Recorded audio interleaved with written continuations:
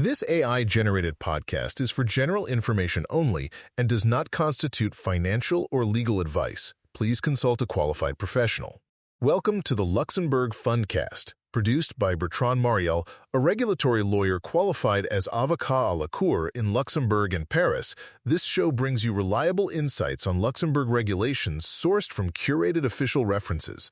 This episode is current as of Tuesday, 16 December 2025. So today, this is the brief on the absolute essential requirements for board governance under the Luxembourg 1915 corporate law.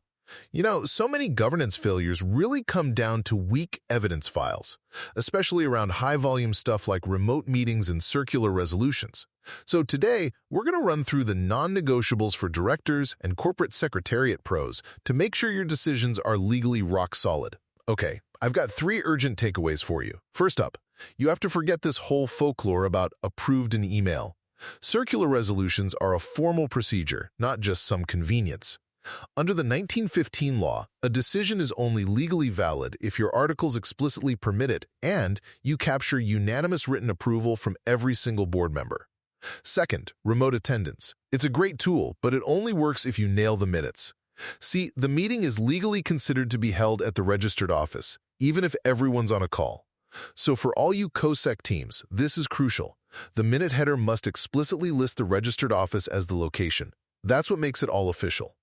And finally, conflicts of interest. These disclosures have to live in the minutes, okay? Not buried in some old email thread.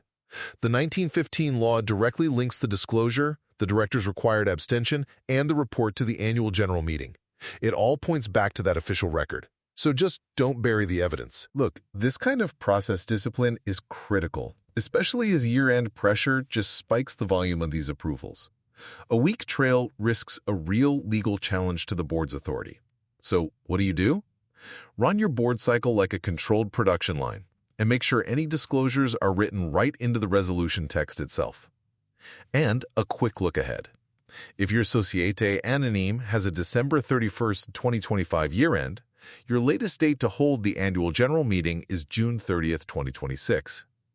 Ultimately, Luxembourg's strength as a domicile really relies on the certainty of its corporate law, making sure every act of governance is auditable and legally opposable. Please rate us on Apple Podcasts, follow on Spotify, or subscribe to Rigore Media and Bertrand Mariel on YouTube.